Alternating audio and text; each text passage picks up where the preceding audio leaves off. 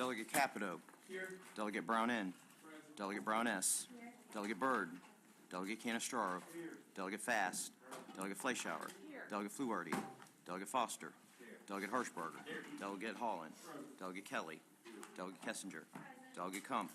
Delegate Lovejoy. Delegate Malcolm. Delegate Mant. Delegate McGeehan. Delegate Miller. Here. Delegate Pushkin. Delegate Queen. Delegate Robinson. Here. Delegate Steele. Here. Delegate Wilson. Here. And Mr. Chairman. Here. We do have a quorum. Are there any additions or corrections to the minutes? Are there any additions or corrections to the minutes? If not, Chair recognizes the gentleman from the 35th to move the minutes. Chairman, I move the minutes as distributed be approved. Question before the committee is the approval of the minutes. All in favor will say aye. Aye. Opposed, no. The ayes appear to have it. The ayes do have it. The minutes are approved. One slight adjustment to our agenda today. We will start with House Bill 2686, but we have had a request from the governor's office to take up the expungement bill, which is last on our agenda, in order for some representatives to be here to answer questions, because there has been an effort to incorporate what was referred to in the State of the State address as Jim's Dream into the expungement bill. So although we do still have, at least insofar as the executive and the legislature is concerned, some evidence that the doctrine of separation of powers is alive and well. We're not required to do that, but as a matter of courtesy, we will try to do that. We have had some technical glitches with copying and so forth, so we're going to be under control on that. All right, so that bill, what's indicated as item number 8, committee substitute for Senate Bill 152, will be the second bill on our agenda. The first bill will be House Bill 2686. Council will explain the bill. Thank you, Mr. Chairman. House Bill 2686 is an originating bill. The bill actually originated in the Committee on Prevention and Treatment of Substance Abuse. It is second reference to this committee. The bill adds two new, it's a new article that has 2 sections to the code. The article is added in Chapter 62. This is a new Article 15B, and it is entitled Family Drug Treatment Court Act. The bill the bill does is it does not require, but it permits the Supreme Court to create a family drug court pilot program. So this is about a pilot program. This family drug court pilot program would operate, as I understand it, in the realm of abuse and neglect cases. It is my understanding that previous to the originating bill, there have been ongoing discussions and research within the Supreme Court in an effort to try to create some type of pilot program. What this bill does is just provide some guidance with respect to that. The first section of this act will, again, just not require but makes it permissive. It is my understanding that the Supreme Court does plan to move forward with this. As I indicated, there's apparently been a lot of research done on this issue already. And you should have before you, in addition to the green introduced bill, a committee substitute. The committee substitute only makes one change, and that change is on that first subsection or subdivision, A. In the original bill, it said that the Supreme Court may implement that pilot program in 5 counties. That's just been changed to at least 4. It is my understanding the Supreme Court hopes to start with at least 4 programs or 4 counties, circuits, and then add on as funding becomes available. They believe there is funding from the Office of Drug Treatment or Drug Control Policy as well. It is my understanding they plan to apply for grants in the spring. The grant money, if received, would not come until the fall or early 2020. So the intent, I believe, and we do have representatives from the Supreme Court as well as a circuit court judge here that has been involved in the process of trying to get this off the ground. But that is my understanding as to how it will work. Again, it was changed to just at least 4 because that is the intent, for this to be at least 4 and then to add as the funds become available and there is interest. These family drug courts, again, are specialized courts. It provides, the bill before you provides some some responsibilities that the Supreme Court would have, including providing oversight, some training, technical assistance, and training for providers of administrative, case management, and other types of individuals that will be involved in this pilot program. The bill also establishes it is a state, let me see here. It's a state advisory committee. So there are actually two committees that are established by this bill. One is on the state level. That committee will be chaired by the Chief Justice, and then there will be representatives of lots of different disciplines, including the judge, someone from the Office of Drug Control Policy. There will be people from DHHR, people from the Prosecuting Attorneys Institute, a representative from Public Defender, and other such types of professions that will be involved on the state level. The other thing that this bill does is it provides, at least the intent is to provide more local involvement in these types of treatment courts. It establishes a family drug treatment court that will actually operate on the local level. That local level will involve both the judge, the prosecuting attorney, again, public defender, case managers, a special advocate, if they're available. It's my understanding some circuits have them, some may not, but if that is applicable, and any other individuals that these local committees believe are needed.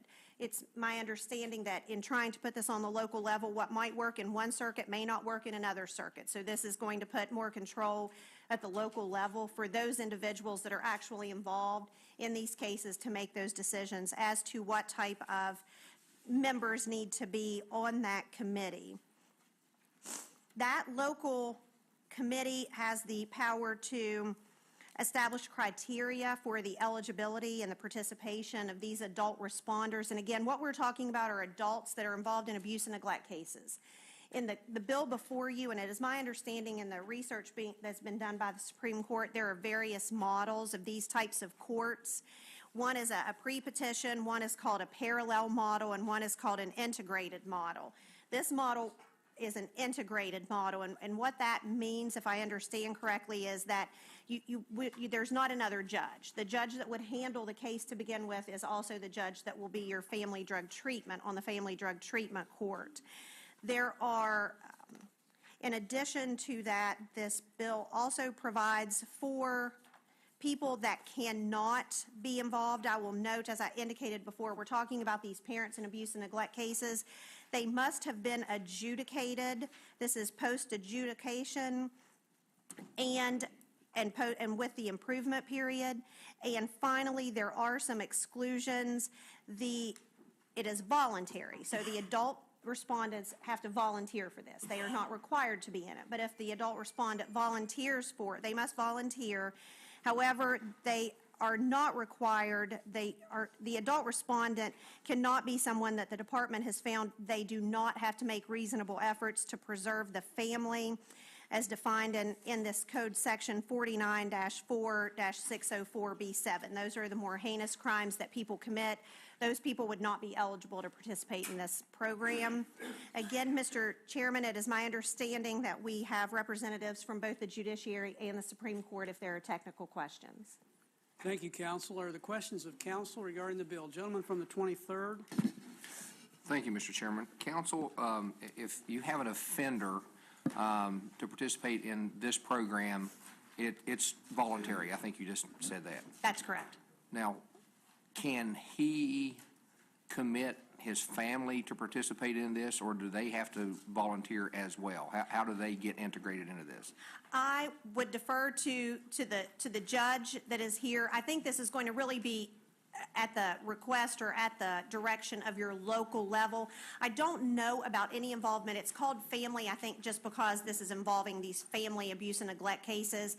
I don't know that, and I don't want to speak out of turn, I'm not sure that it involves everyone being involved. It is really for the offender that has been already adjudicated as someone that has either, post-adjudication is either abused or neglected. And I did also forget to note that this is for, because it is a drug treatment type court, these people have to suffer from some type of substance use disorder. So it would then allow the local advisory type committee to determine what types of steps these people need to take for that. But I don't know, at least in the bill, it does not require participation of everyone in the family unit. But I would defer to the court and the judge as to how they would see that perhaps working in a local community. Thank you. Thank you, Mr. Chairman.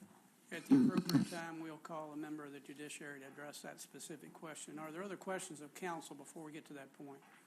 Are there other questions of counsel? Gentleman from the 60th? Thank you, Mr. Chairman. Thank you, counsel. Is the idea behind this proposal to make those families whole? That, I believe that is the idea. Again, I would defer. It is my understanding that with respect to some of, at least the way this will work on the local level, the hope and the intent would be that this would provide more often contact more often with these types of people involved in these cases, instead of placing them on an improvement period and waiting some period of time, which might be a month or more than a month before they come back into the court to report on how an improvement period is going. I believe the hope is that these people would be in perhaps on a every 2 weeks or a weekly basis before this drug treatment court in an effort to try to keep up with them more often and help with this disorder and to reunify the families. Thank you, ma'am. Thank you, Mr. Chairman. Gentleman from the 37th? Chairman, and I apologize if this has been asked. I don't have the original bill in my packet, so have you gone over what the main changes were? I did. There was only one change, that? and that was done at the request of the Supreme Court. There's the change, I believe in the original bill, it says that this pilot program would be in 5 counties. The only change is that it now says at least 4 counties, so they are not limited. They can have more than 4 if they want. The intent with the funding is they plan to start with 4 and add for those circuits and judges that are interested later as the grant funds come in. That was the only change. All right, thank you. Further questions of counsel? Gentleman from the 4th?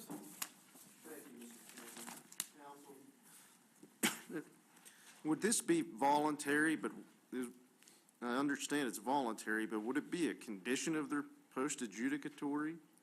I believe that it could be if they volunteer for it. It's my understanding that no one would be required to do it, but it would be an option for them. But I think it might be a condition of their post-adjudicatory improvement period if they so desire to become involved in the program. So are there consequences to failing the program? I believe there could be. I would defer to the court as to how they see that, envision that occurring. Okay, thank you. Further questions of counsel before we seek leave of the committee to call someone from the judiciary to explain the bill further? If not, leave of the committee has been requested that we call a member of the judiciary to answer further technical questions. Is there objection? The chair hears none. Judge, would you please honor us with your presence? Good morning. If you would, introduce yourself to the committee. My name's Judge Will Thompson. I sit as the circuit judge in the 25th Judicial Circuit, which is Boone and Lincoln counties. Judge Thompson, I guess you've heard the term turnabout is fair play. I understand that. So, would you please raise your right hand?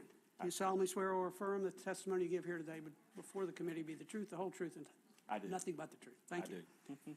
All right, gentleman from the 23rd, first question.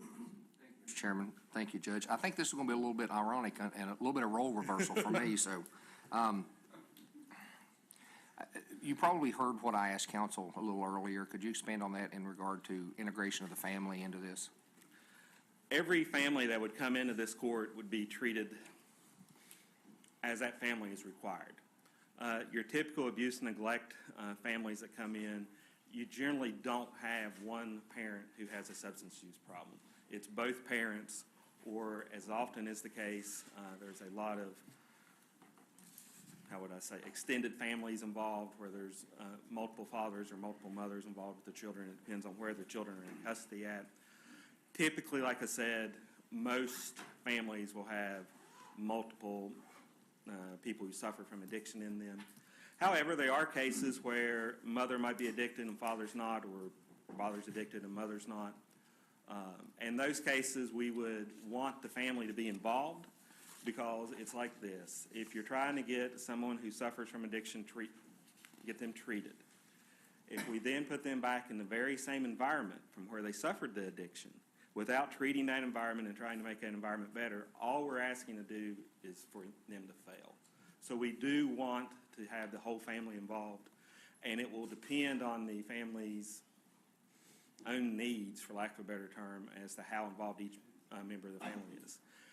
The most important part of the member of the family is the children.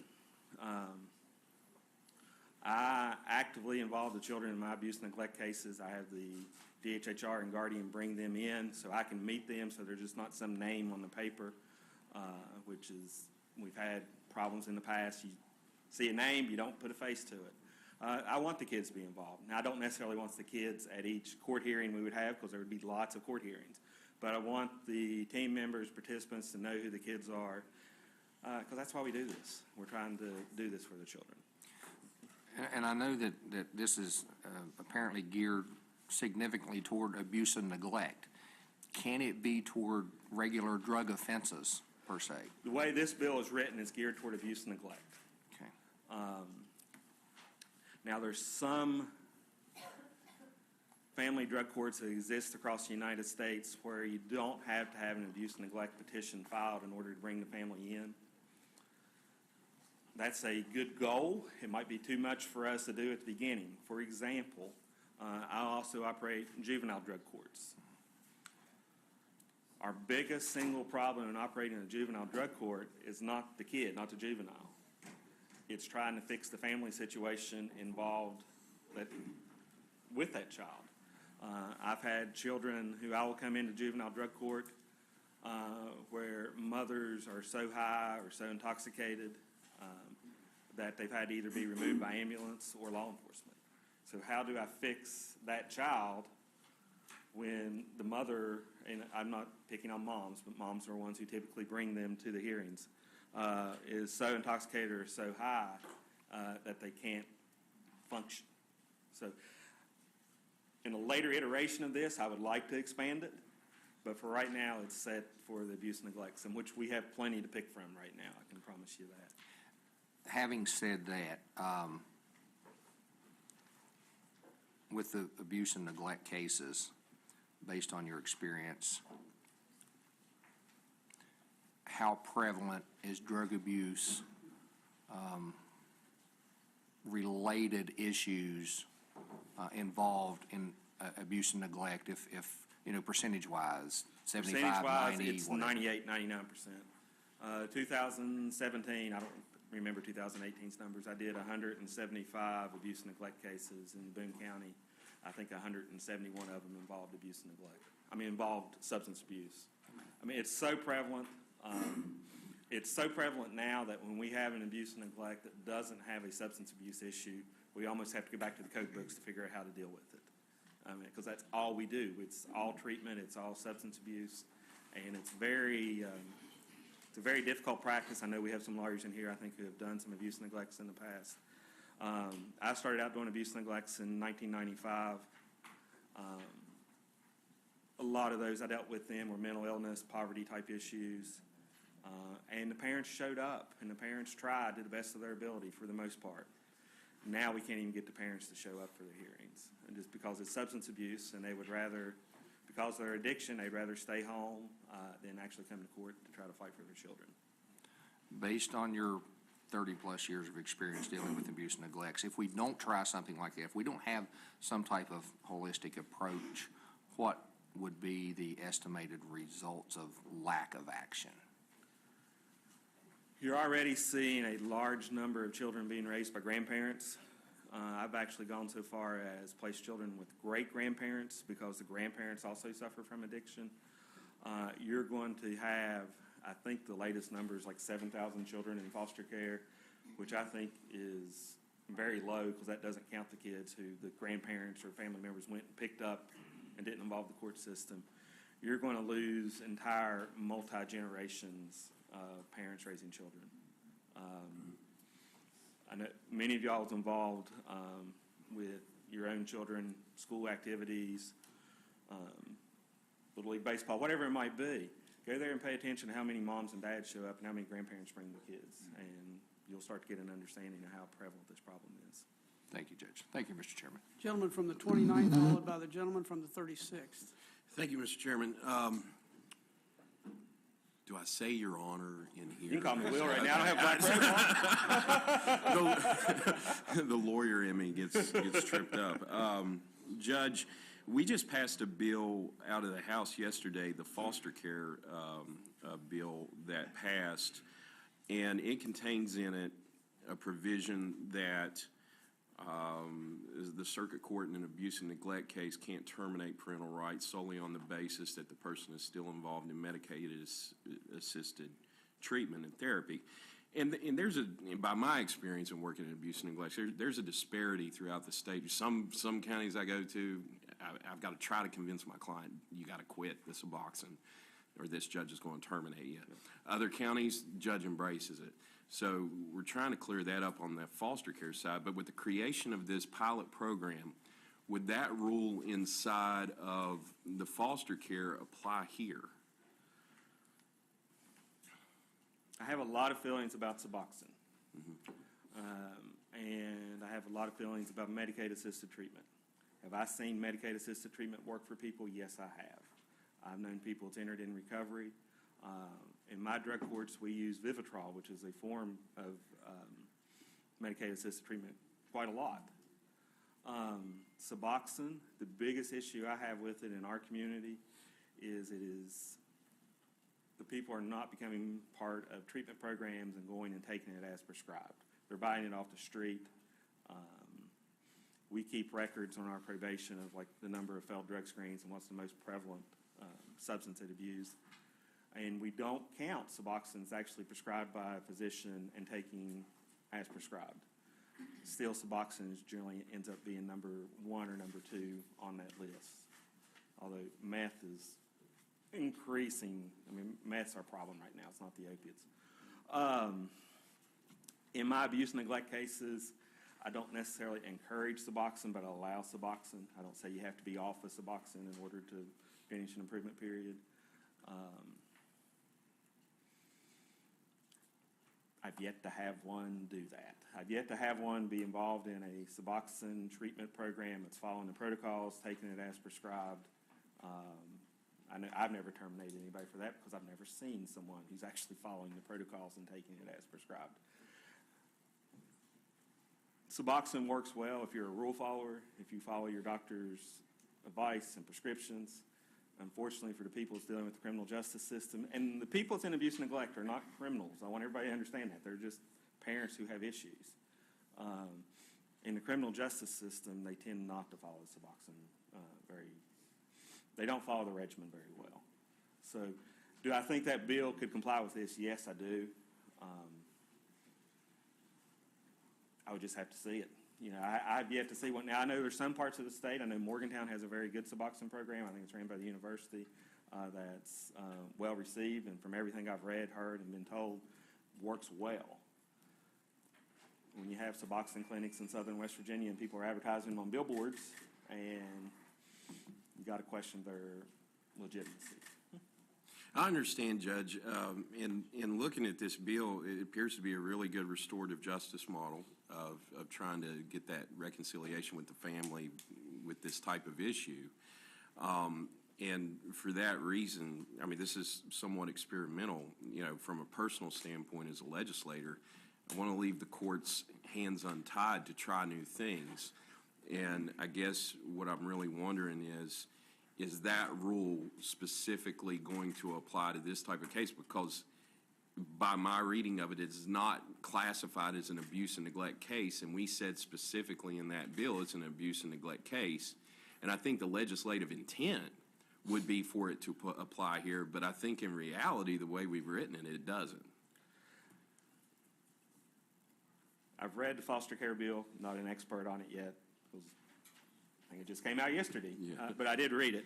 And I read that last line.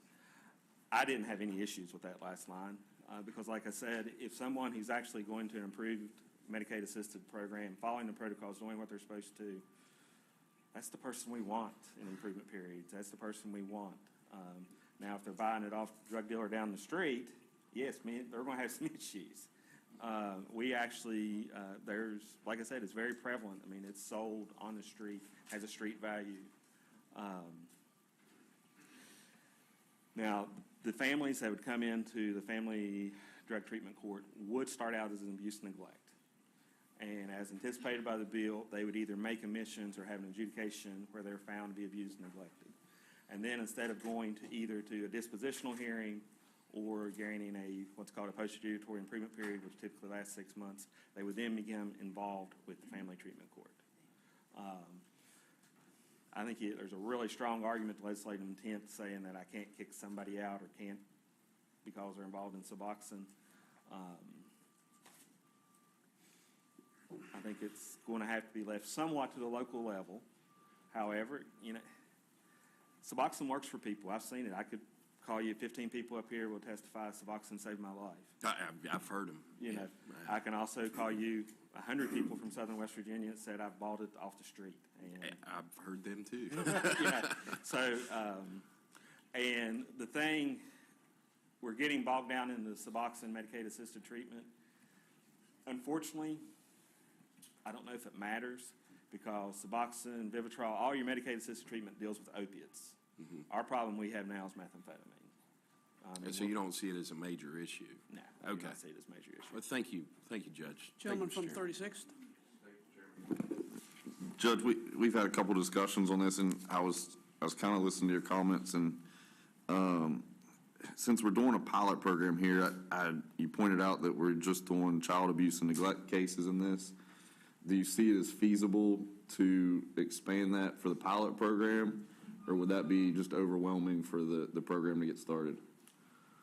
Expanded into like the juvenile cases and things like that. I mean, I don't know what the expansion would be, but to leave it, rather than the legislature kind of paring it down ourselves, would it be better to allow the pilot program to grow into itself instead?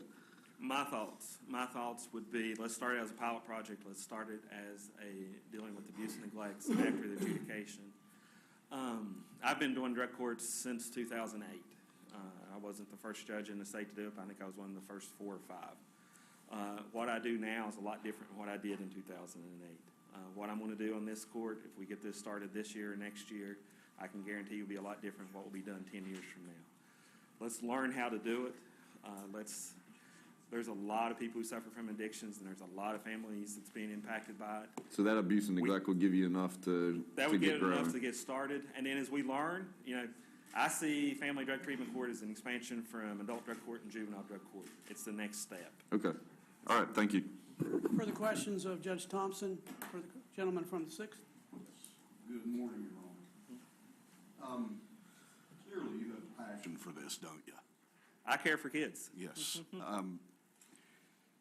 I think in the past, in our state, we've been reactive rather than proactive. Would you agree? I would agree. We tend to try to want to react to a problem rather than get ahead of it. So my question to you is, and I may be asking for an opinion, and again, if I am, someone will clear me up here or quiet me. What if we don't do this? What if we don't do this? What if we don't implement this? You've seen the foster care crisis. I think everybody's talking about now. The 7,000 kids you're going to see grow to 14, 15,000. You're going to see double to 28,000. You're going to eventually we have such issues. I don't know if there's very many people involved in our school systems. The grade school my kids go to, which is one of the nicer schools in Boone County. I only have one left going there. Everybody else is in middle school or high school.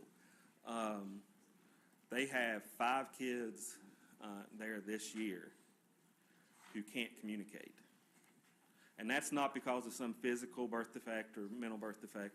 It's because they've not been socialized, because they've been raised by parents who suffer from addiction, who are probably keeping the kids from running out into traffic and dying, and probably making sure they eat every other day so they're not dying of starvation. But that's about it. I mean, they're not even making sure that the television's turned on to whatever they're watching these days. You're going to see, from those 5 kids, you're going to see, if we don't do something like this, you're going to see there's going to be 15 kids next time. And then it's going to keep growing. When I first started practicing, I think I had one child who had a problem with communicating, and it was because their parents were really low IQ and they just didn't know how to communicate themselves. And that was a totally separate problem from the addiction. But you're going to see that expand. We need to do this. Our abuse and neglect dockets, they're growing by leaps and bounds. And I think you could talk to any judge in the state that no one feels that we are making differences in people's lives.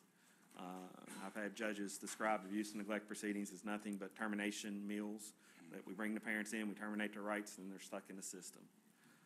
I know some judges now are refusing to terminate because they don't know what else to do.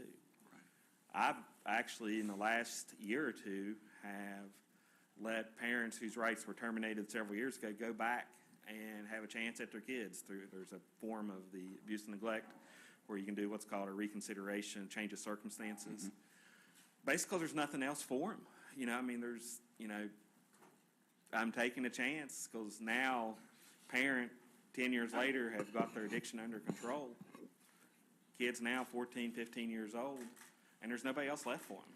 So if we don't do it, the foster care crisis is going to continue to grow, and it's going to grow exponentially. Well, I want to thank you for bringing this to the table today. Thank you very much. Gentleman from the 16th. Thank you, Mr. Chairman, and Judge, thank you for being here today, sharing your thoughts and your experience. Hopefully, you will be one of the 4 counties. Fingers are crossed. So I put that in a bill if you I think, well, honestly, somebody with your passion and your interest, if I were able to help choose, you would be one of them.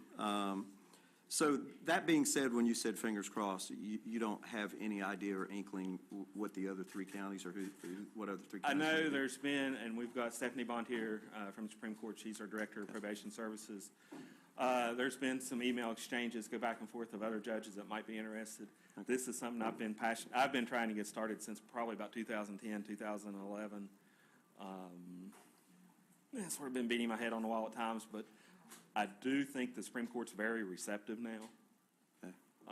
As far as which other counties, I do know, I think there's 7 or 8 judges who expressed some interest in it. The more the merrier. But by the same token, we don't want to open it in 55. We want to learn how to do it first. Right. And then I do think it needs to be started by judges who care about and passionate about the issue. Because they're just going to make it a better program and easier to copy. Sure. Well, just based on what I know we've heard, and again, I'm speaking for myself, but I appreciate your passion, and I'm sure that's noticed. And I hope you're back here to tell us. I'll be happy to get report next year. Absolutely. That would be great. Thank you. That's all I have to ask. Thank you. Further questions for Judge Thompson? Further questions for Judge Thompson? As is obvious, Judge Thompson has been at the forefront of this effort, and we certainly appreciate your effort and your passion. Are there any, and thank you for being here today, are there any other members who seek leave to ask technical questions of any other witness?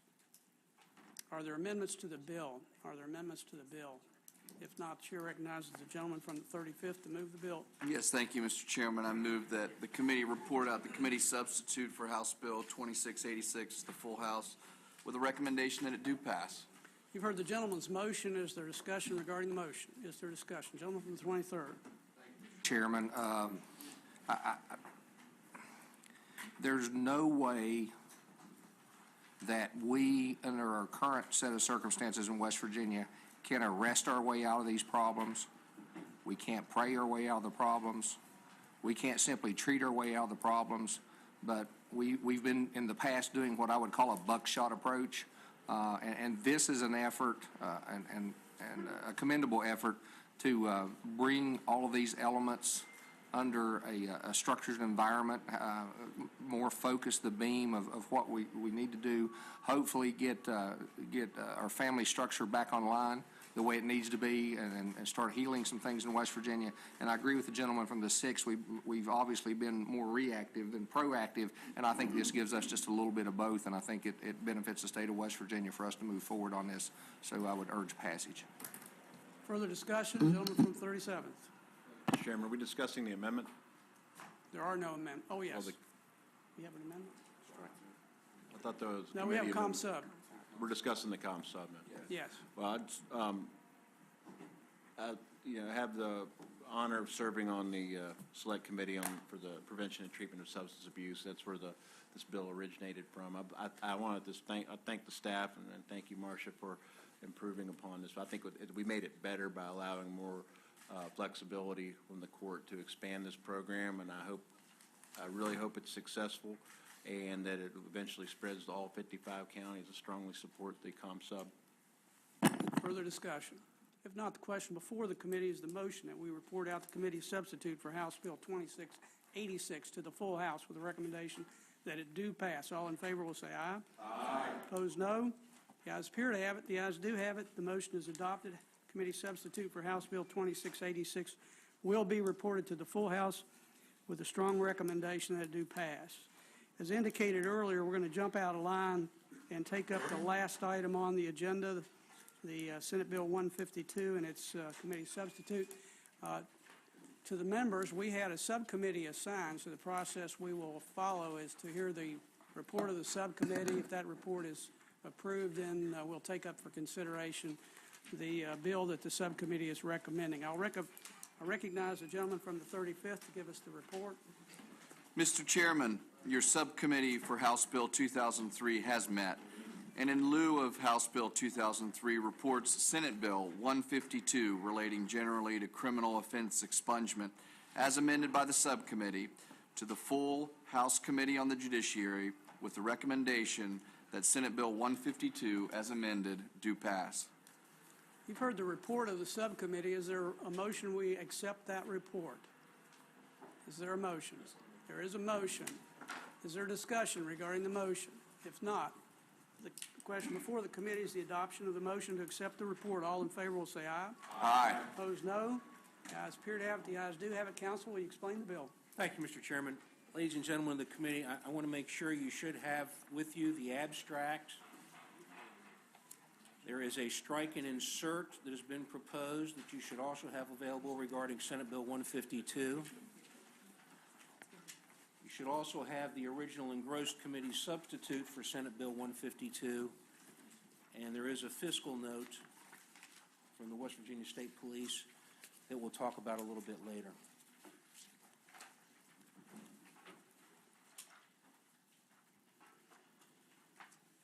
Senate Bill 152 addresses two particular code sections, 611126, which is the expungement of criminal convictions, as well as 6111B1, which was just passed last year as the Second Chance for Employment Act.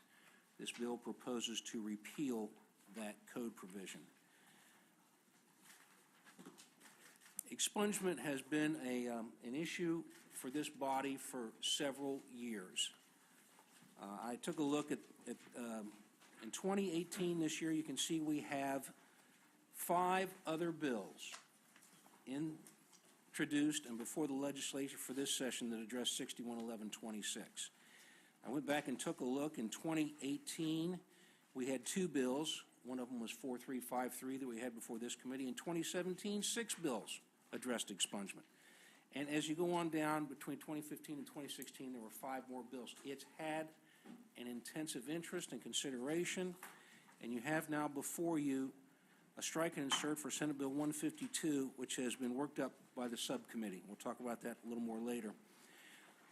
I don't want to get into too much detail because we have a lot of speakers here today. I'm going to move through the abstract quickly. We have a lot of people that are here and available to address the committee about these particular issues. I would just invite your attention to the current issues that the bill seeks to address. The language that you see in that recitation comes from the Uniform Law Commission, and it's a general discussion of their study. The Uniform Law Commission, by the way, has been around for just under 150 years. Their general discussion of the collateral consequences of convictions in today's society. and it makes very clear that there's a strong interest in preventing recidivism to avoid financial and human costs, not only of new crime, but law enforcement expenditures, judicial and correction resources, the loss of the productive workforce that could be contributed to the society, and those collateral consequences follow a convicted individual for essentially a lifetime, and affects employment, higher education, housing, licensures, and that includes a driver's license. I referred earlier to the subcommittee. That subcommittee started immediately. I think it's been almost over 3 weeks now that the subcommittee's been meeting, and in that time, we've had individuals from the West Virginia State Police.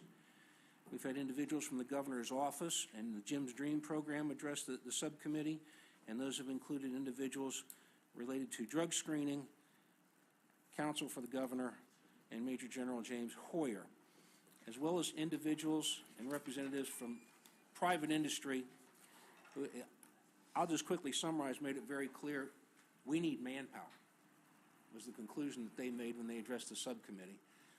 And without an opportunity to get these criminal records out of the way, that's going to be a difficult issue. Page 2 of the abstract, I have a quick summary, some bullet points of what this bill does. I'm going to skip past that because I'm going to address those a little bit later.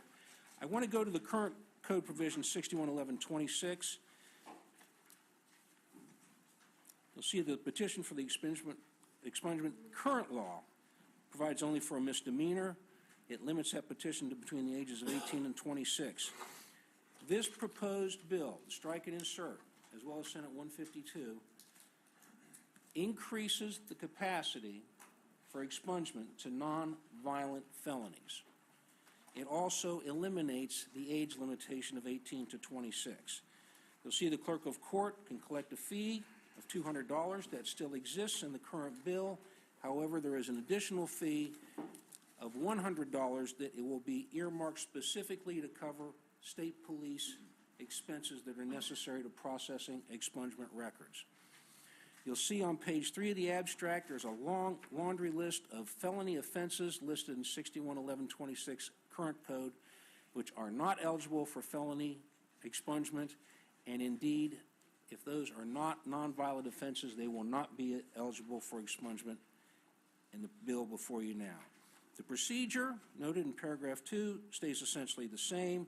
The service of the petition on page 3, subparagraph 2B, stays essentially the same, as does the burden of proof, which is by a clear and convincing evidence standard. Procedural aspects on page 4 regarding the hearing and the element of the law are essentially the same as well. I would invite the committee's specific attention to page 6. This is what an expungement does.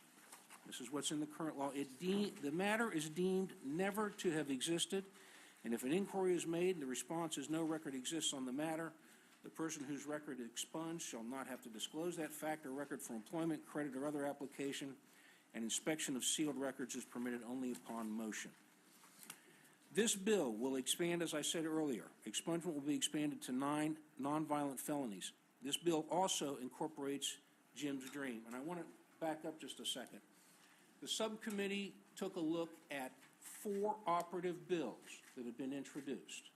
One of those involved the governor's program, one involved the Senate program at 152 that came through, and there was one that was also introduced by members of this committee, and basically took a hard look at all 4 of those bills, took a hard look at what provisions might be incorporated into a collective bill, and that is the strike and insert that is before you today. This bill incorporates Jim's Dream, the governor's program. There are representatives of the governor's office that will be here to address this in more particular detail for you, but just to hit the highlights.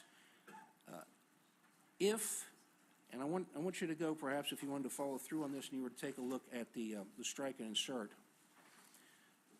The nuts and bolts of the governor's program is on page 2, starting on line 26, subparagraph, compliance with approved treatment and job program. And as you can see, a person convicted of a misdemeanor or nonviolent felony offenses can petition to have those offenses expunged not less than 90 days after successful compliance with a substance abuse treatment and counseling program under the auspices of DHHR and graduation from the DOE program Job Readiness and Adult Training course. You'll also note that the governor's program indicates that if there are no subsequent offenses or failure of random drug tests occur during the time the petitioner began the rehabilitation and counseling program, they may file one petition for expungement. If you do fail a drug test under this program, as I read it, or there are other issues with you participating as an individual in the governor's program, that opportunity will evaporate, that opportunity to expunge. I'm going to invite your attention also to page 3 of the bill, just so we can get a sense of how that particularly runs. There are temporal requirements. By that, there are time frames. A person is not eligible to expunge a misdemeanor until 1 year after completion of any sentence or incarceration. If you have more than one misdemeanor, that time limit is 2 years. You see in subparagraph 3, if you are involved in a nonviolent felony, you are not eligible for expungement of a nonviolent felony until 5 years after completion. Now, if a nonviolent felony is involved in the approved treatment and job program that we indicated earlier, there's a 3-year limitation on completion of that as well.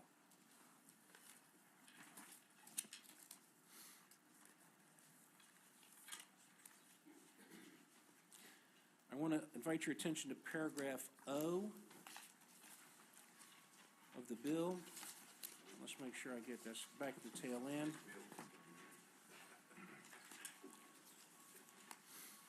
That's on page 12, line 296. These are the filing fees. And as you can see, lines 296 through approximately 298.99, the civil filing fee still required in the current code is also a part of the strike and insert before you. That's a $200 fee. Folks from the state police can probably address that a little further as we talked about the fiscal note. It appears that as a matter of practical application, many times when the petition for expungement is filed, individuals, as the circuit clerk is permitted to do, who cannot afford to pay that fee, it'll be waived. So as you see, as we move on down to line 299 through line 303, you can see that a $100 fee has now been proposed by the strike and insert. It was originally $50 when it came over from the Senate. We had testimony from the state police that addressed that and can address that more fully for the committee as well. $100 was deemed a more appropriate figure by the subcommittee. That fee, as you'll see on page 12, line 303, will go to a specific fund, the West Virginia State Police Criminal History Account, and will be used to support an additional staffing for the state police to process these particular expungement petitions.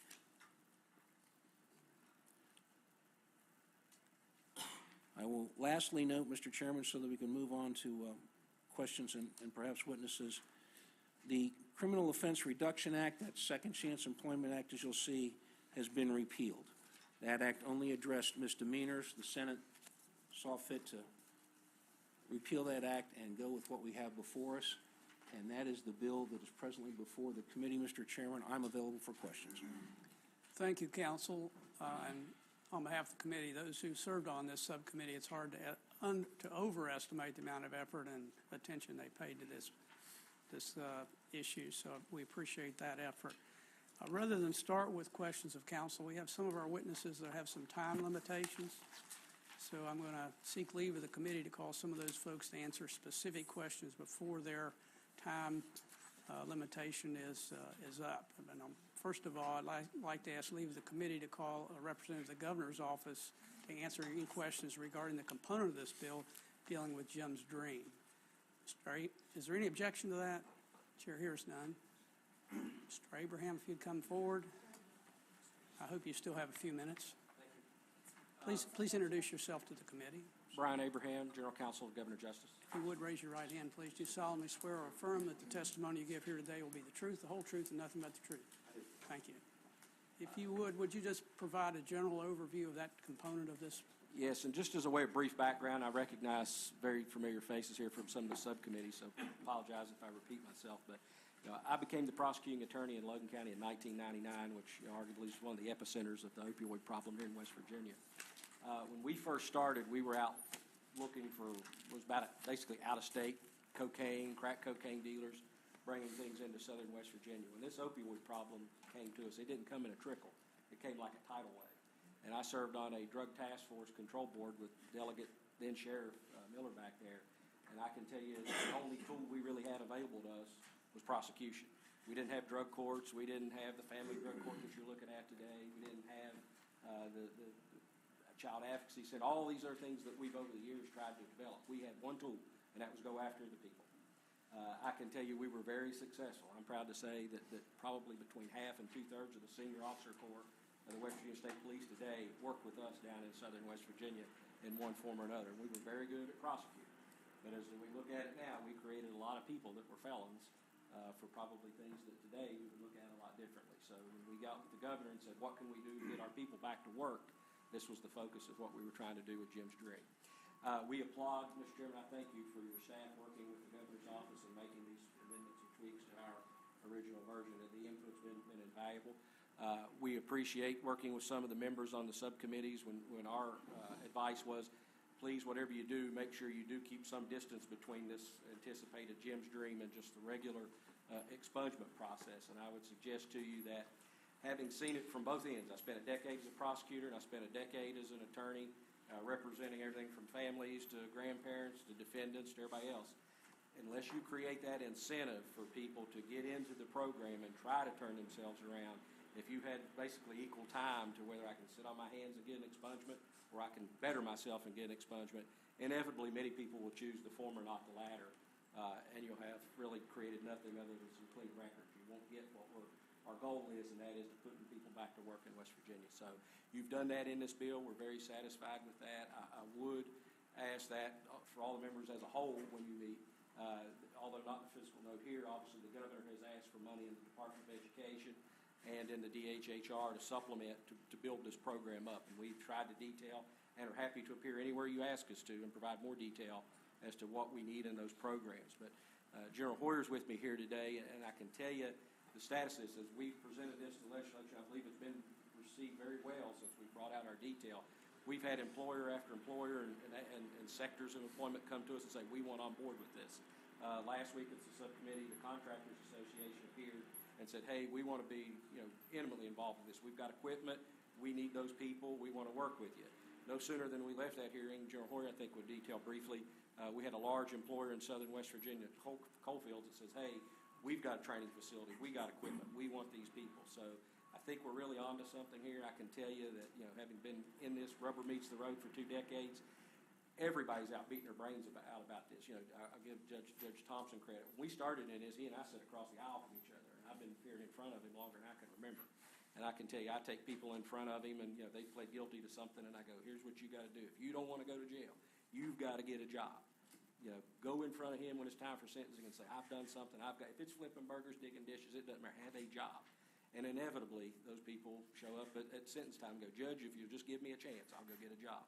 We've got to incentivize people to say, get clean, get some kind of vocational educational training, and make yourself employable out there in the community. That's the only way I think we're finally going to put, nobody is guaranteeing a solution, but that's the piece that I think has been missing. Everybody's been on an island on their own doing what they can do. Nobody's really brought it together at a real high level and said, what's that final piece? I think we're finally there, and we thank you for your support. We support this bill. All right, I'm just going to ask for anyone have any technical questions that they wish to ask us.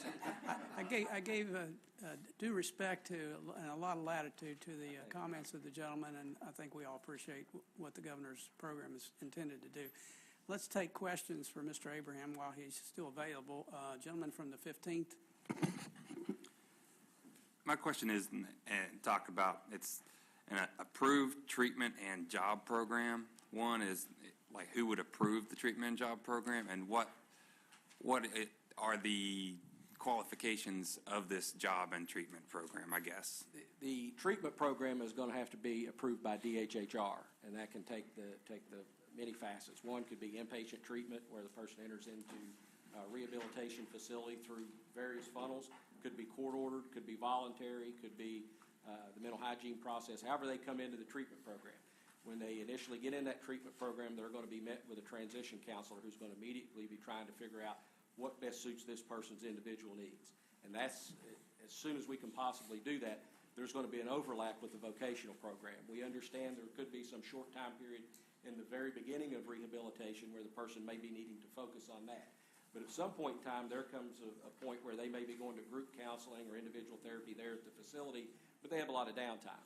So that's where the goal is going to come in, to add the Department of Education into it with the programs that already exist, quite frankly, in many counties. The thing we want to tweak is creating some regional facilities that are more closely aligned with our inpatient facilities that we have right now around the state, and provide specialized training in those areas that more benefit the job sector there.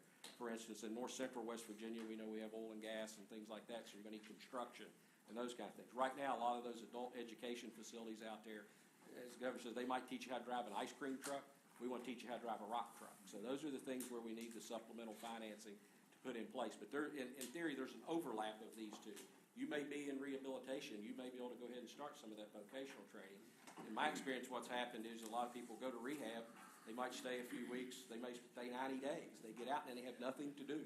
They have nothing to go to, and inevitably they'll revert back to prior behavior. So that's why we want to keep the person involved and keep them in the system and keep them flowing through until they can ultimately graduate from one of the approved programs.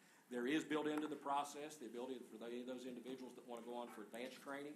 That's free of charge and done too. But the focus of this was get people in some kind of program that's short-term where they can get a certification, a certificate, if you will, and they can get employment immediately. And we think that's going to be the key to keeping people from falling back in. And on these programs, and that's what I'm wondering, is it just going to be a state program or some of these? I know there's many halfway houses that do a treatment program and do faith-based treatment programs, and I'm just wondering what will be available. I know other states do these faith-based treatment programs and are having some success with it, and also do through a job placing service. And I'm just wondering who will be able to avail themselves of this statute. The DHHR, I believe, will grant wide latitude to what the programs actually are. Some people may just be simply in rehab. Some may be an outpatient. Some may be in the medically assisted treatment. We've talked about that. Now, there are certain limitations depending upon what kind of program you're in as to what kind of vocational program you can go into. For example, if you're on a medically assisted treatment program, you may not be able to go into the heavy equipment operation program. You may have to select something else you're doing because of the licensure limitations. But the DHHR, I believe, it anticipates to be more inclusive and not exclusive. Now, I know there are some concerns with some of the individually run programs that I've heard from one of the other committees. They were concerned in certain areas of Huntington, those are getting a little too loose, and they're just becoming houses where people are staying at. There's not really any treatment going on. So there will be some oversight by DHHR that it has to be an approved program, but it's not going to be, if it's not our facility, you're not in, then you're not allowed. I mean, we intend to bring as many adults into this as we can. Okay, and also on the treatment programs, getting them into a job program, do you know what the stipulations will be on these job programs? We're not putting any stipulations on them. These are free to anybody. And by the way, as part of Jim's dream, you don't have to be a person that's addicted to controlled substance and flowing from a rehabilitation program into the vocational program. If you're a person out there that's not employed or underemployed and you want one of these vocational certifications and assistance with employment, you can enter into what we call phase 2 of, and that is the vocational training. And you'll be treated just like the people that came in from the rehabilitation. You'll be trained and you'll be coordinated with job placement out there in the communities. Again, we've had so much support from our industries now that have come forward and says we want to be part of this from day one. Not that we're going to offer you a job on the back end, but we'll be involved in the training.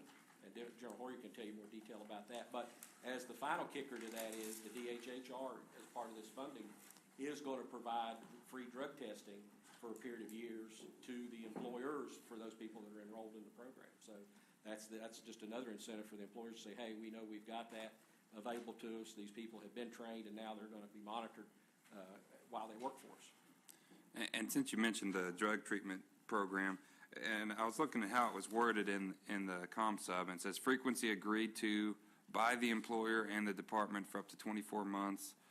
And when it says frequency agreed to, most of these are random screenings that employers do.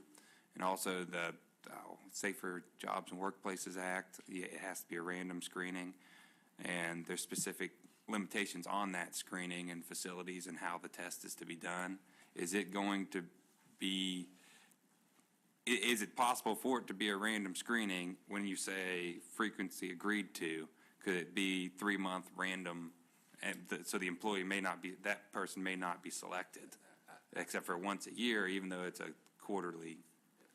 I'll say this, and that's still kind of being worked out, but for instance, we know the contractors' initial employment, they say they normally have 1-year mandatory testing, but between that, they may have random testing. I think what you're going to see in here is those individuals that are coming through this program as part of the voluntariness of the program are going to have to agree to the subject random testing at the direction of DHHR, as well as the employer. We're going to have to be a little more focused on that. There are those industries that normally under the TRIG decision that wouldn't allow random drug testing because of the nature of the job. That's not going to be something we can do because these people are coming in voluntarily, and that's going to be a condition of being in the program. Okay, and one other thing, you mentioned the,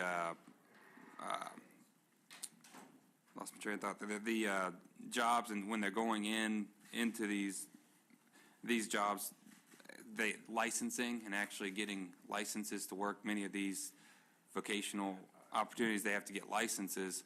And it's a 3-year, basically 3 years from their conviction instead of 5, so they're given a 2-year reprieve. When does the actual, do they have to complete the job program before they can be expunged? Under the governor's part of this, we believe the person has to complete phase 1 of the rehabilitation and phase 2 of the educational component, and then they're able to take those, basically those 2 certificates, if you will, into court and ask the judge to expunge the records that we've set forth in that particular subsection based on that. And we're calling this kind of a fast track. If you're able to do these 2 things, that's what as I spoke to earlier, it sets it aside from just these general expungements where if you wait your time and enough years have elapsed since your conviction, you could go into court and ask to be expunged. We want to incentivize those individuals that are out there right now, underemployed or unemployed, to get clean, get educated, and get a job. So if you're speaking to professional licenses, which I took it you were, versus a driver's license, which I understand. Yeah, professional licensure, occupational licensure. Quite frankly, there's still probably going to be some limitations on those based upon the person's past history. And we've identified that as an obstacle, and that's built into the early part of the program through that transition counselor that I spoke of. For instance, if you're a known addict of controlled substances, there's probably going to be an issue with you getting a license in the medical field. There's those probationary periods. So we can't fix those things. That's outside our purview. That's in the licensing statutes, and for good reason. Those people may have to be directed into another vocation. Well, and where I'm getting at just is, and there's another bill looking to address the issue, but any crime of moral turpitude is barring you from many of these occupational licensures. And that, I know, but what is it, plumbers and electricians, and I'm trying to think of some of the other ones off the top of my head, but you're barred from participating in these fields or getting a license. And I'd just like to see some way that we can incorporate some of that into this program to get, and the expungement, it's just, if the expungement comes before they would have the opportunity to receive a licensure, would be. 2 ways. It's kind of an apples and oranges thing. If you're going to get expunged, then the conviction for a crime of moral turpitude will go away and go off your record. So you'd be eligible through employment to be employed that way. But there may be that second box. A lot of licensures, particularly for professional licensures, have that separate question: Are you or have you ever been addicted to a controlled substance? So where you may not have a criminal record, you may still have that problem you're dealing with that would prevent you from getting the professional license. But by all standards of having the expungement, legally you'd be entitled. You'd have this other issue. So we can't fix everything, but we hope that the way we're getting these people early in the program and trying to direct them into the right area of vocation, that we're setting them up for success. I would argue, obviously, we want to see everybody do well, rehabilitate themselves, and get employed. I don't think it'd be fair to say day one we take somebody who's maybe suffered from years of addiction to opioid and we're going to direct them, hey, you should be an airline pilot, right? That's not going to be the areas that we focus them in. We're going to say you should pick some kind of technical degree, repair of something or some vocation that's subject to the limitations that they've kind of placed upon us. So we can't fix everything for everybody, but I think this is a great start. All right, thank you. Gentleman from 37th. Thank you, Mr. Chairman. Thank you, Mr. Abraham, for being here and for your the presentation that you, as well as representatives from the DHHR and from Commerce, I believe, provided the members of the Select Committee on Prevention for the prevention and treatment of substance abuse. I learned a lot about this there from that presentation. There was a visual aid that was there. This is in regards to the gentleman from the 15th first question about the types of treatment that would be approved. Because I remember there being a visual aid with a map, and there were one shape was a treatment program, and the other shape was a recovery program. I think that, and correct me if I'm wrong as I'll make this a question, sometimes the treatment implies that there's a medication involved. Recovery is more of like an abstinence or a faith-based program like the gentleman was referring to, correct? That's right, and this, again, is all-inclusive, Yeah. So as long as the DHHR says, hey, this is something we approve of, and we're going to be more lenient, more inclusive than I think your expectation is, but we're going to try to get as many people through this program as we can, yes. It seemed to me like Mr. Hanson, the director of the Office of Drug Control Policy, was there, and Secretary Crouch from the DHHR, both seemed to be of the opinion there were many different pathways, and this was more, like you said, more inclusive than it was limiting. So I just want to direct you to page 2. Do you have the bill? Well, it's just one word I was going to ask you about. I don't know if you on page 2 where it talks about compliance with approved treatment and job program. Here on 26 it says approved treatment and job program. Then further down on line 30. Oh, wait, where is that? Okay, further down on line 29 where it says in compliance within 90 days successful, it refers to a compliance with a substance abuse treatment and counseling program. Because in the presentation, and I know that in law there's a differentiation, we differentiate between treatment program and a recovery program. Do you think we need to add or recovery program? I wouldn't have issue if you chose to do that again to make it. Just to make sure that we know that it's not a one-size-fits-all thing, and we could allow people to go to an abstinence-based program too. I think this is one of the amendments you all probably made working with my staff over the last couple of days, and if it added the recovery piece to that, we wouldn't have an issue at all. Okay, all right, thank you. Further questions, gentlemen from the 60th? Thank you, Mr. Chairman. Thank you, Mr. Abraham, for being here. I was wondering, if you look on page 11, line 271, disclosure of expunged matters. I'm not going to read through the whole section. I mean, I already have, but I'm not going to read it aloud. Basically, I understand the idea behind this. I'd like to know how this specifically applies to the military. Does this open doors for people to join the military if they've had their... General Hoyer could speak to that as Okay. well as I could. For those offenses that would be expunged, Yes, sir. you could answer, no, I haven't been convicted of that offense. What about for a security clearance? That's going to be a whole separate issue. We can't Right. cleanse somebody if they're, now, when they go to do the background check, if they have Right. a criminal record, no, they'd be expunged. There are, as you know, I don't know your clearance if it's S or TS, but. SCI. Okay, well, it gets, much more complicated in Right.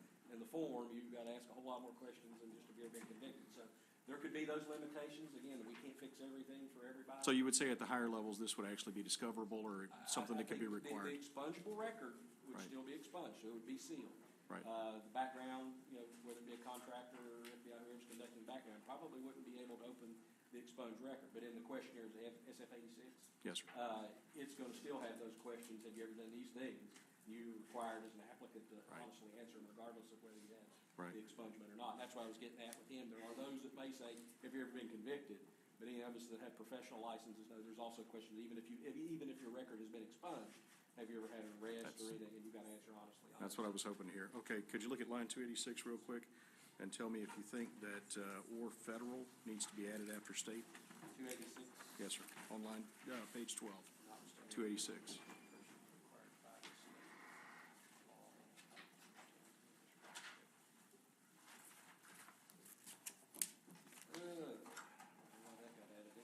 This is under your all's language, so I'm not sure why that's in there. Notwithstanding, what was your question about? Do you think that or federal needs to be added after state? That, again, likewise, that would probably be a good idea to do. Thank you, sir. I understand where you're going with that. That's fair. There are those that you still have access to that information at the very highest levels. Appreciate you. Thank you. Further questions of Mr. Abraham? Further questions? Young lady from the 51st. Thank you, Mr. Chairman. Thank you so much for being here today. The Department of Education approved programs. Do you have an idea on the kind of budget that's going to have? Are there federal grants available, or is that some of what you're thinking about? Well, again, that's an all of the above we're trying to do. The governor's original request was a supplemental appropriation of $20 million. And as I detailed in one of the subcommittees, the intent behind that was to purchase a lot of heavy equipment for the programs. Right now, I didn't bring it with me today, but the Department of Education, we have the flyer that we were putting out. If you look on the back page of it, it has the vocational centers that exist all across the state as they are now. Some of those programs are excellent. Some of them are, lack in some areas.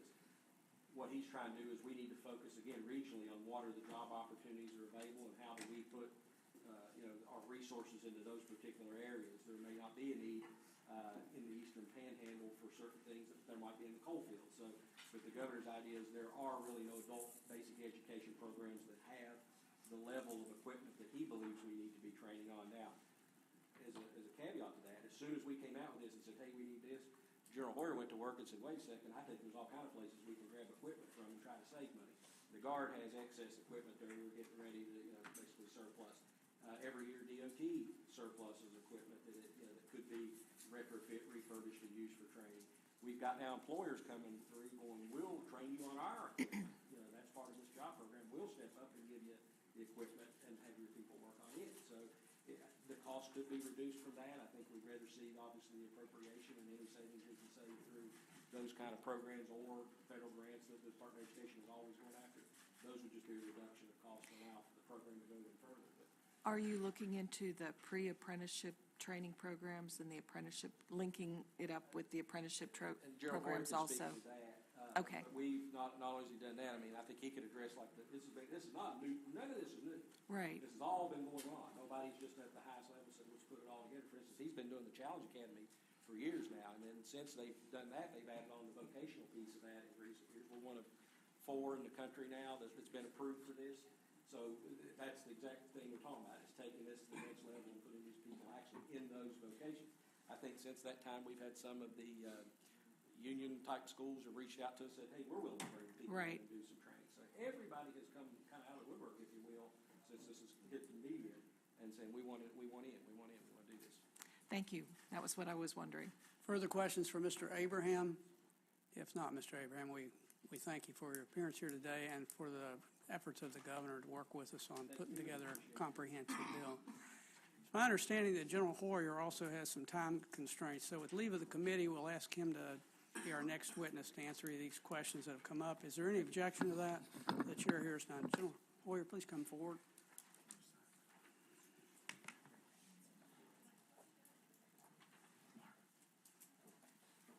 I think the members of the committee are well acquainted with you, General, but for the purposes of those who are listening on the streaming service, if you would, introduce yourself. Major General Jim Hoyer, Adjutant General for West Virginia National Guard.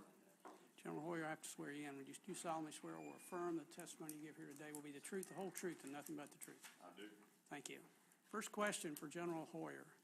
Let me follow up with the gentlelady from the 51st who asked a question of Mr. Abraham. You can follow up with that question. Thank you, Mr. Chairman. Welcome, General Hoyer. I'm really glad that you are working with the, and they're part of the Department of Education, those pre-apprenticeship programs. And I have worked for many, many years with a program called West Virginia Women Work, which is a pre-apprenticeship program for women in construction and also in I forget what kind of manufacturing it is. They do it at the Robert C. Byrd Institute in Clarksburg. But I hope you'll also, according to the judge, we have a lot of problems with women drug addicts as well. So those training programs are, a ticket to a good future. So I hope someone is thinking about making sure that we're training both genders. Yes, ma'am, and I would tell you just anecdotally, yes, one of my best Bobcat operators in the engineer battalion happens to be a female whose civilian career is an ER nurse at Ruby Memorial Hospital. So she likes to get out and get away and do that. She's also an instructor for us in our apprenticeship program. So. Great. Thank you, Ms. General Hoyer, and thank you, Mr. Chairman. Further questions for the General? Further questions? Perhaps you can, just for the benefit of the committee, summarize the needs that the Guard has identified with respect to how it would participate Yes, in this Mr. program. Chairman. So I'm working as part of the team with Department of Education, Community and Technical College to work on the education and training component. Since we started the process and after the state address, we've been approached by the Contractors Association, the Coal Association. We've got a local telemarketing company here in Charleston that's looking to fill positions, all of whom said that they are exceptionally interested. We've got a company here in the Kanawha Valley that's getting ready to expand in the meat processing business. They want to engage as well. I would tell you that a couple of key things is related to what Brian talked about. So as a part of this process will be transition coordinators. So there are going to be certain people who have certain issues, and to include offenses, that we're going to have to push them into the appropriate career fields. Going to the one question that was asked earlier related to the military piece of it. By the nature of the process that we have within the Department of Defense, there are still going to be people, even with expungement, who are not going to be eligible based on the way we process and the questions that are asked in that process. There are certain things that we have to maintain the integrity of that system, that we'll just have to make sure folks go into the right career fields. But we've had, as Brian pointed out, we've had companies from both the coal industry and the construction industry offer equipment and individuals to provide training support. We also have affiliated trades folks who have expressed interest in providing training support as well. So we believe with that and the capacity within the community and technical college system and Department of Education vocational system, we have the ability to build that out. Other questions for General Hoyer? Other questions for General Hoyer? General Hoyer, we thank you. Thanks, should sir. warn you that we are working on a resolution to have you cloned.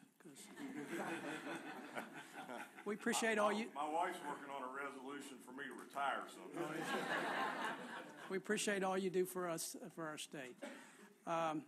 Let's see, we have someone here from the state police that's available to answer questions about the issue of the processing of the applications for expungement and the need for this additional fee. Gentleman from the 29th? Yeah, leave of the committee has been requested to have someone from the state police answer technical questions. Is there objection? Chair hears none. Sergeant Petrie, please take the microphone and introduce yourself to the committee. First Sergeant Scott Petrie, Director of the Criminal Identification Bureau. Sergeant Petrie, if you would, please raise your right hand. Do you solemnly swear or affirm that the testimony you give here before the committee will be the truth, the whole truth, nothing but the truth? I do. Thank you. Gentleman from the 29th. Thank you, Mr. Chairman. First, Sergeant, we discussed this at length in the subcommittee, but I think for the sake of everybody in the room here today, part of this does have a request for a supplement or an appropriation with a fiscal note to your department in regards to processing these records. And I think it's important for folks to understand that we have time constraints in which you guys must seal records, which is 60 days. And it's my understanding that you're already at a 45-day typical turnaround on the typical expungement.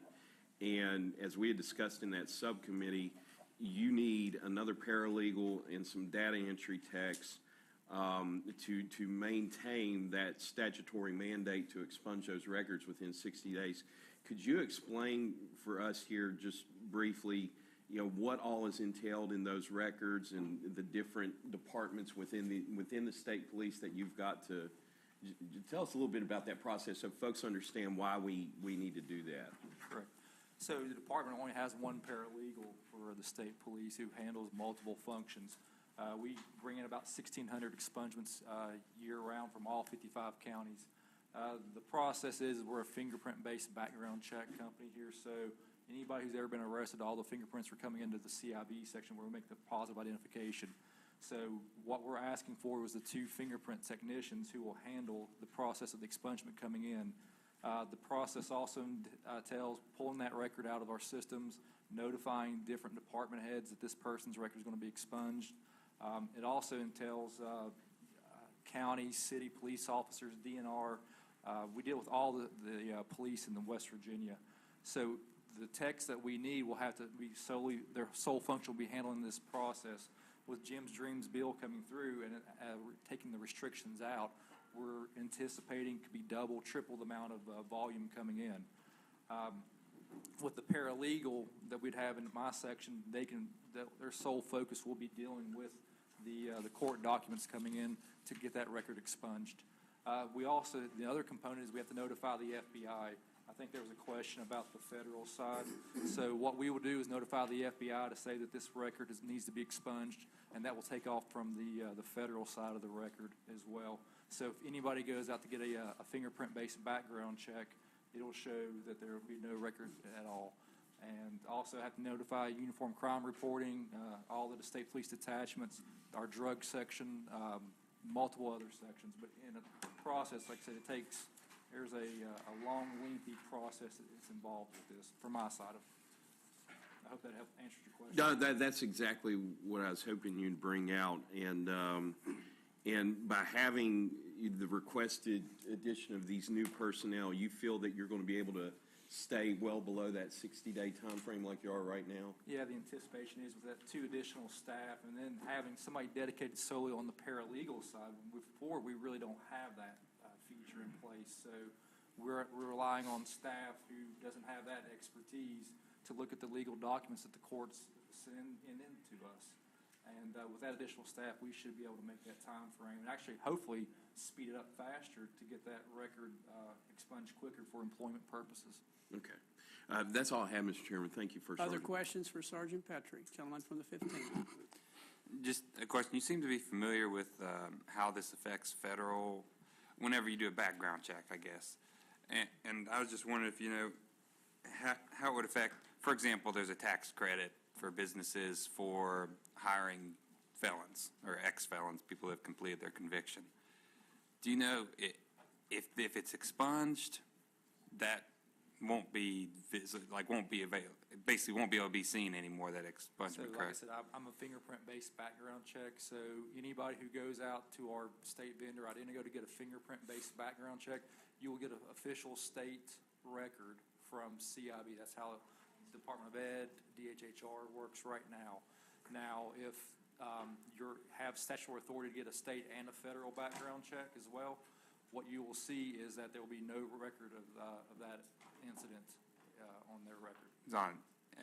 Anything that's expunged, no incident, it won't even show on their record at all. If a circuit judge sends me a letter saying to expunge this incident, so it could be a shoplifting complaint, a misdemeanor, we would take anything with that incident on that particular date and time, it'll be removed from the record, and then we notify the FBI at the CJIS level at Clarksburg, and they would remove that same incident as well.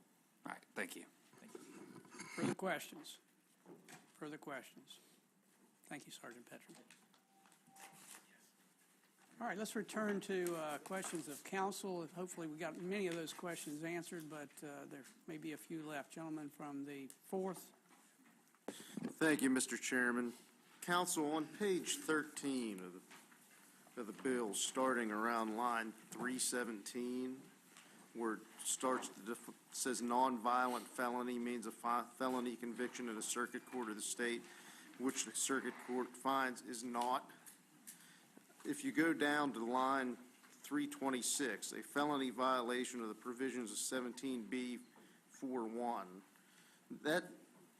is that not driving suspended charges? I believe that is. Do you happen to know why any felony under 17C is not included in that list? You gotta let Candace Straw tell you exactly where that definition came from. It came from the current code.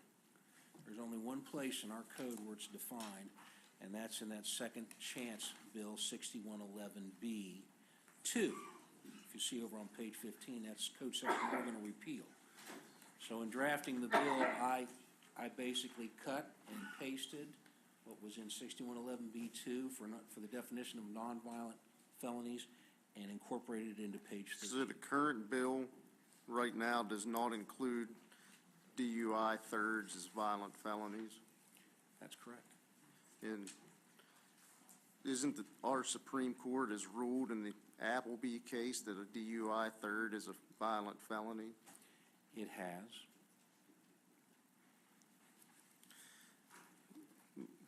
Moving on, another issue I have, counsel, was under this bill, was a person able to expunge more than one felony offense? Like if I am charged right now with shoplifting third, and I go through the process and expunge it, and then I'm charged with grand larceny years later, can I expunge that as well? That would be, you'd be permitted to file the petition, and it would go before the circuit court, and that decision is going to be made at that level, Delegate. Okay. And what effect, if any, does this bill have on enhanceable offenses like shoplifting?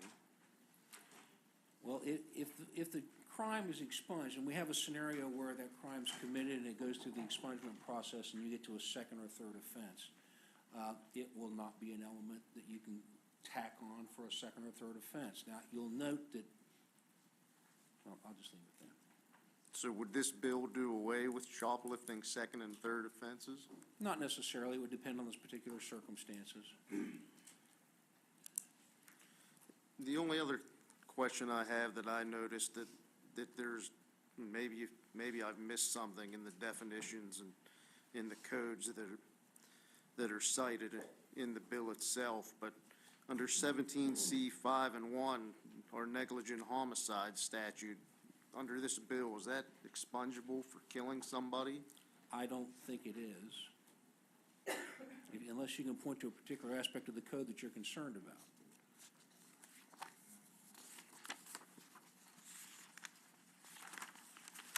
If you look at, see, page 4,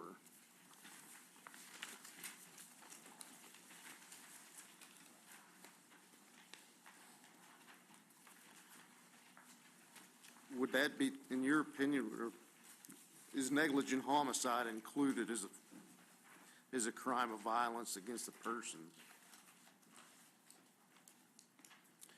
And that's a limitation on expungement for, that's one of the denunciated limitations on expungement. In other words, they're not eligible for expungement pursuant to the code for that. That's what that long list is. Those offenses are not expungable.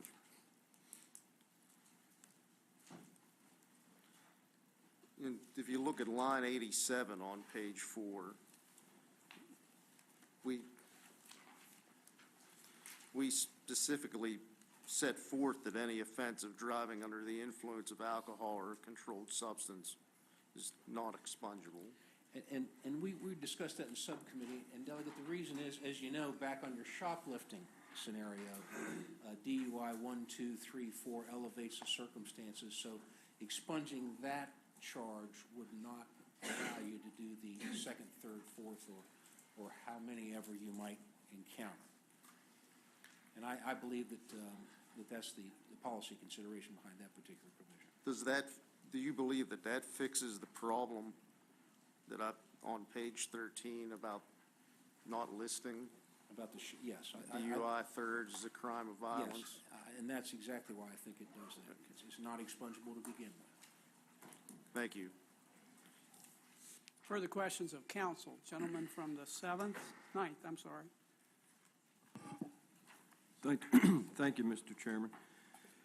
Counsel, I just, maybe only for my edification, I just want to walk through a scenario, and maybe you can answer how this would play out in court. On page 12, for inspection of sealed records, it shows that upon a petition filed by a prosecuting attorney that the inspection possible use of the records are necessary for investigation or prosecution of a said crime. Is that correct? Yes. So if the court would grant that petition to inspect those records, and it is found that the person on trial is indeed one that had, say, negligent homicide for one, or a crime that was expunged. Now, during that trial, can that be brought out in the trial? I just want to make sure I understand your scenario, because this is current code, Delegate. This is current law right now. So if you're talking about a situation where I assume that there's a trial of a particular individual for what charge? We'd say murder. We'll just say, So you got a murder trial, and the prosecutor is asked to go back and take a look at their records and have revealed that there were prior convictions that have been expunged. yes. Now, what purpose do you want the prosecutor, do you anticipate the prosecutor is going to ask to have that admitted into evidence? If Well- that's what your scenario is. Are you talking about, it's a matter of the prosecutor's knowledge now? Does he want to make that an aspect of evidence to present to the court? Or how do you expect, the prosecutor gets to go in and inspect, he sees that information. What scenario do we go from there, sir? Well, maybe just in a pretrial hearing that this is brought out, that this subject has a past criminal record. I would work the scenario this way. Okay. I think this is just as a matter of practical aspect of this. Individual represented by counsel, and the state represented by counsel as well, and the judge sits at the bench, and it's a pretrial situation where the prosecutor says, Your Honor, I'd like to discuss the defendant's or the putative defendant's prior criminal record. That's going to be argued out. The judge would probably take the evidence just to weigh and see what it is and would make a determination based on that. And it's going to be the particular circumstances of the case, which I'm going to have difficulty addressing more particularly unless I knew the particular circumstances. Okay, sure. But, excuse me, in a hypothetical, though, say if the judge grants that to be used, okay? And during the trial, the suspect is under oath. Now, we go back to lines 281 through 285. And if he is questioned about that record and he denies any knowledge or makes a false statement, or does he make a false statement, and does he commit perjury if he denies any recollection or any I think we're truth to that? overworking the scenario, Delegate. And I say that for this reason. Yes, that provision is there, and it would protect them from false swearing if they were asked under those circumstances.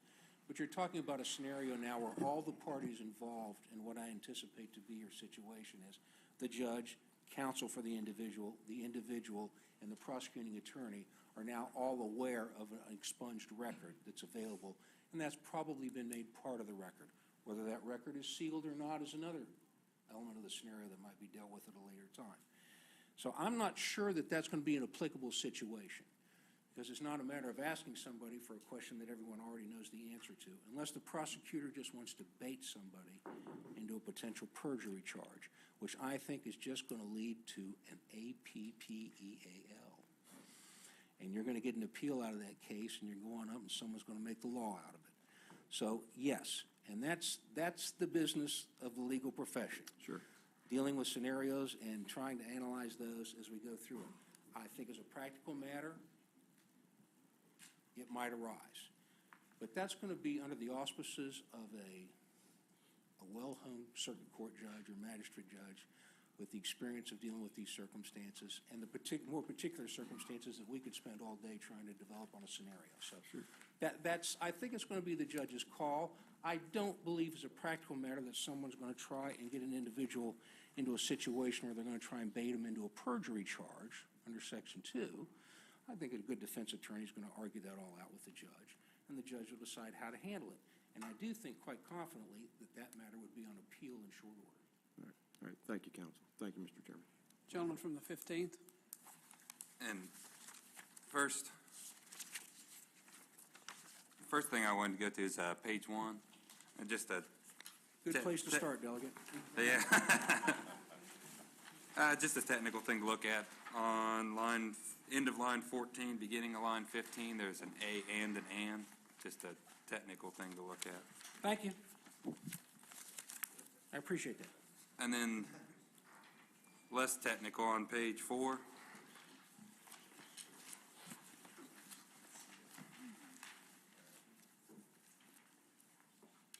Yes.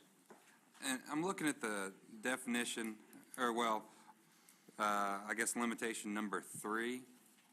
It says any misdemeanor offense which violates provision of 61.8B1 That's of which, of this code, where the victim was mentally or physically incapacitated, or the petitioner was 18 years of age or older, and the victim was 12 years age younger at the time of the offense occurred. And I'm just confused by how that's worded, because 12 years of age or younger, when you refer to 61 8B3, and we just dealt with this in the I guess the youth sports ban, and it confuses me because it seems to differ from the felony definition. For one, any misdemeanor where the victim is 12 years of age, that's going to be a felony anyway. If they're under 12, it looks like it's a first-degree offense and a felony. Could you invite my attention to the particular aspect of the code? I've got it before me. 61 8B3, sexual assault in the first degree, and 61 8B7, sexual. Slow down a little bit, please. 61 8B3. Correct. Just wanted to make sure it hadn't been changed. All right, I'm with you on 61 8B3. That's a sexual assault in the first degree. And then, where is it? What particular aspect of that section are we looking at, sir? Subdivision 2. Person being 14 years old or more engages in sexual intercourse or sexual intrusion with another person who is younger than 12 years old and is not married to that person. And it's referring to 12 years of age, and here we're saying that there's a misdemeanor under that chapter that could be, and I'm not familiar with the entirety of the chapter, but I just don't see how a misdemeanor could be. I think if they're under 12 years of age, it's a felony anyway, plus also we say 18 years of age being the petitioner, whereas here it's 14 years of age. And I'm just wondering if there's a conflict there and why it was written that way. Well, I can understand your concern. I look back up to paragraph 2 ahead, or above that, where it says any felony offense where the victim of the crime was a minor, as defined in section 3, subsection G of this as well. I can understand if you might feel it's more appropriate to strike misdemeanor and substitute felony if you were to propose an amendment in that regard. But I think the other aspect of this is that sometimes sexual offenses are not always found to be felonies. Okay, and on the 18 versus here, it says 14 and not married. Is that something that should more mirror the language in 61 8B? Or I don't think that's necessary. Not necessary. For identifying a crime that is not expungible. Okay. That's what this section does. These are crimes that are not expungible. And I think that would cover it. Okay. Further questions of council? Further questions of council? I had a couple more questions. I'm sorry, go ahead. And if you go forward to page, where is it?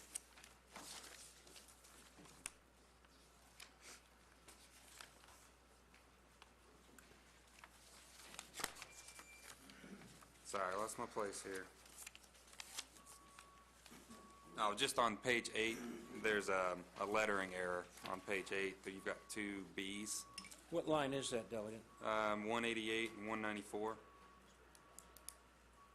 I think it's got 2 B's when it should be a B and a C. Thank you. I'll correct that. It's a technical error. Thank you very much. That's all I had. Further questions of council? Further questions of council? All right, are there any members of our committee that seek leave to call any other witnesses that are here today to answer technical questions regarding this bill? Apparently not.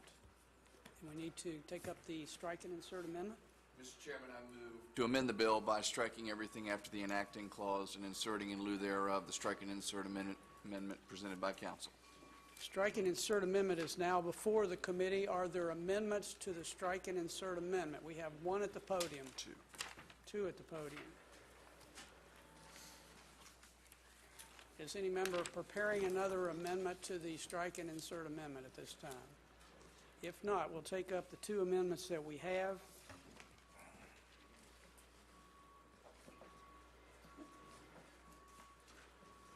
The first amendment is offered by the gentleman from the 60th. It's on page 12 of the strike and insert at line 286. It's simply to insert the word or federal after the words by state. Gentleman desire to explain the amendment. Yes, sir. Simply what this does is allows the record keepers to provide information in the case that someone is seeking a security clearance or high position of responsibility with information within the federal government, and federal law requires the revelation of that information. Thank you, sir. Discussion regarding the gentleman's amendment or questions regarding the gentleman's amendment. Gentleman from 35th. Before doing discussion, Mr. Chairman, I appreciate the gentleman's amendment. I think it does no harm to the bill, and I'm going to support it. Further discussion. The question before the committee then is the adoption of the amendment. All in favor will say aye. Aye. Opposed, no. The ayes appear to have it. The ayes do have it. The amendment is adopted. The gentlemen, that's plural, from the 37th and 15th jointly moved to amend the bill. A rare occasion.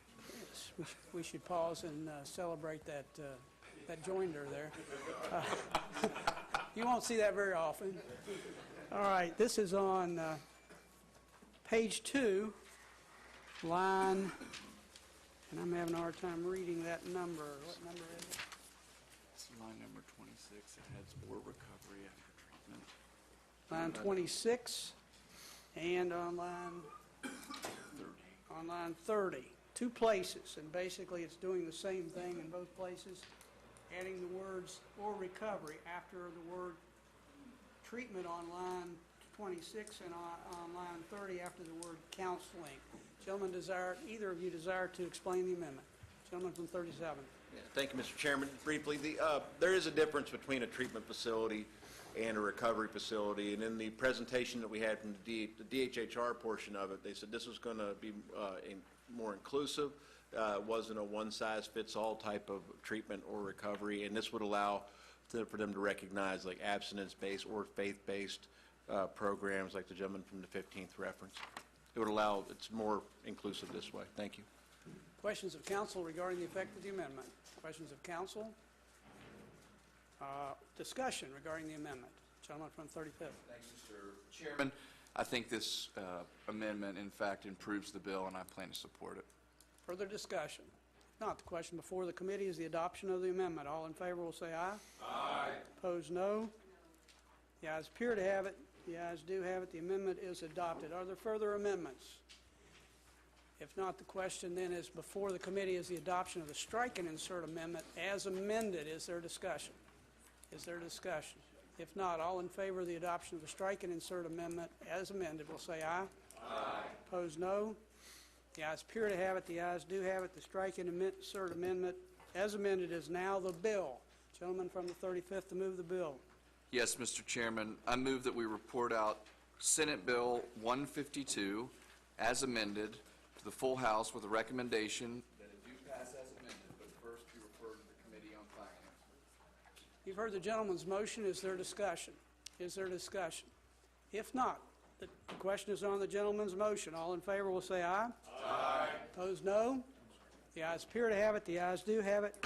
Committee substitute for Senate Bill 152. Senate Bill 152 will be reported to the full House with a recommendation that do pass, but first it will be referred to the Committee on Finance.